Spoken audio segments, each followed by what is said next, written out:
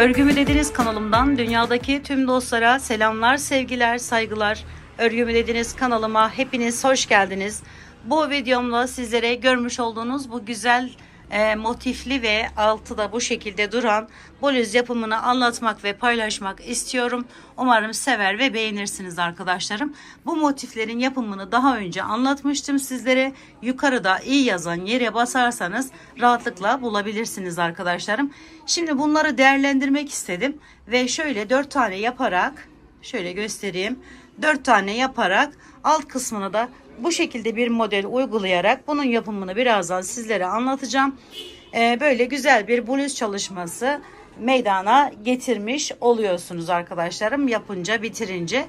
Evet, umarım sever ve beğenirsiniz. Beğeni ve yorumlarınızı alt kısımda yapabilir. Ayrıca paylaşımda da bulunarak daha çok kişilere ulaşımını sağlayabilirsiniz arkadaşlarım. Evet, buraları da bakın bu şekilde birleştiriyoruz. Şöyle onu da göstereyim. Modelimi yaparken arkadaşlarım Alize Cotton Gold'un şöyle bir ipini kullandım. Numarasını da söyleyeyim, belki kullanmak isteyen arkadaşlarım olabilir. 446 arkadaşlar. Tığımız ise 3 milim olacak modeli yaparken. Dediğim gibi motiflerimizi daha önceden yapmıştık. Sadece şöyle bir alt kısım ekleyerek bakın böyle güzel bir bluz çalışması elde edeceğiz hep birlikte. Umarım sever ve beğenirsiniz. Hadi gelin hep birlikte örelim arkadaşlarım. Evet arkadaşlarım, motiflerimizi bakın bu şekilde getirdik. Şöyle getiriyoruz. Daha sonra şöyle çeviriyorum. Ve bu köşesinden giriş yapıyorum. Burayı bu köşesinden ve bu köşesinden, her iki köşesinden de giriş yaptım. Şöyle alıyorum, birleştiriyorum. Şu şekilde bir tane de zincir çektim önce. Sonra hemen üstüne 1 2 3 tane zincir çekiyorum. Yani 4 tane zincir çekmiş oluyorum. Sonra buradan şöyle üzerine aldım. Hemen yanına giriş yapıp şöyle bir tane ikili trabzan yapıyorum. Yarım trabzan yapıyorum. İkisini burada tutuyorum. Sonra üzerine alıp buraya geçiyorum. Buraya önce bir tane yarım trabzan, sonra ikinci yarım trabzanımı yapıyorum. Bu şekilde birleştiriyorum. 5 tane zincir çekiyorum. 1 2 3 4 5, üzerine bir alıyorum.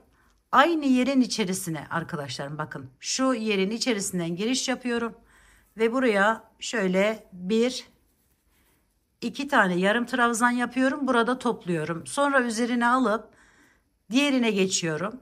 Diğer yere şöyle 2 yarım trabzan yaptım. Bunları birleştiriyorum. 1 2 3 4 5 zincir çektim. Aynı şekilde yaparak bütün etrafını çeviriyoruz arkadaşlar. Şöyle 2 tane de buraya yarım trabzan, daha sonra birleştiriyoruz. 5 zincir, 2 3 4 5 zincir, tekrar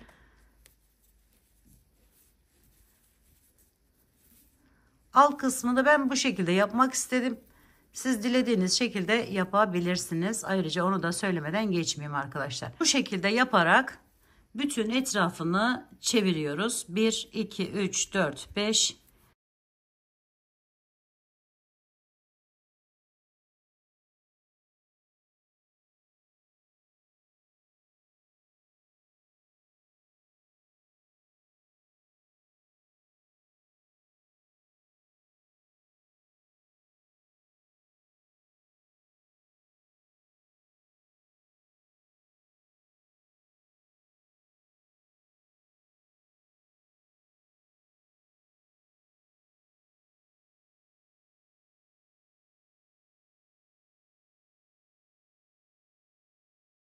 Evet, böyle hepsine yapalım.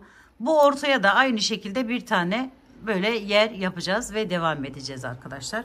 Onu da hemen göstereyim, orta yeri olduğu için. 1 2 3 4 5 zincir, üzerine bir alıp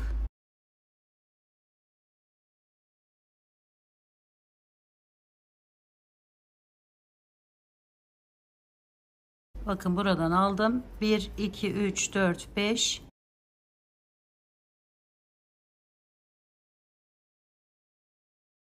sonra geliyorum bakın buraya,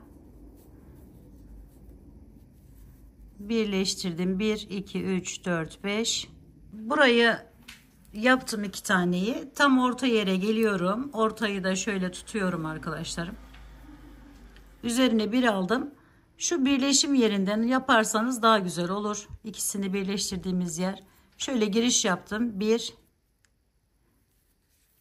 2, hemen bağladım hepsini. 1 2 3 4 5, tekrar tam ortadan yapın ki düzgün dursun. Şöyle 1 2, üzerine bir alıp devam ediyorum aynı şekilde.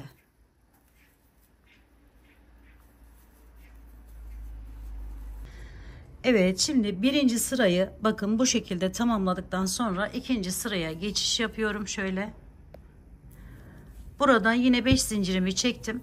Şu benim ilk yerim. Hemen bunun üstünden şöyle alarak girişimi yapıyorum. Kaydırma ile bağlıyorum. Daha sonra arkadaşlar bir tane şöyle içine doğru kaydırma yaptım.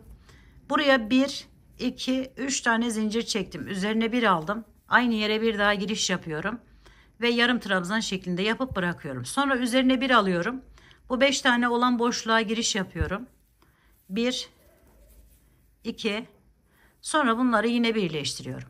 1 2 3 4 5 tane zincir çektim. Üzerine bir aldım. Aynı boşluktan giriş yapıp 2 tane yarım trabzan yapıyorum. Sonra üzerine bir alıp diğerine geçiyorum. Ve diğerine de 2 tane yarım trabzanı yapıp birleştiriyorum. Evet, bakın şu şekilde bir görüntü elde ediyoruz. 1 2 3 4 5, aynı yerin içerisine 2 tane, sonra üzerine alıp diğer yan taraftaki yere de 2 tane yarım trabzan yapıp dördünü birleştiriyoruz. Ve bakın şöyle bir görüntü olacak. Bunu bütün sıralarda dilediğimiz boya gelene kadar aynı şekilde yaparak devam ettiriyoruz. Ve böyle bir değişik görüntü elde ederek güzel bir çalışma yapmış oluyoruz arkadaşlar. Evet arkadaşlarım, bakın burayı da 20 sıra şeklinde yaptım ve tamamladım. Daha sonra şöyle bunu ne kadar uzunlukta isterseniz o kadar yapabilirsiniz. Ben bir bebeğe, çocuğa yaptığım için böyle küçük yapmak istedim. Şöyle bakın, gayet güzel bir görünüme sahip olduğunu düşünüyorum.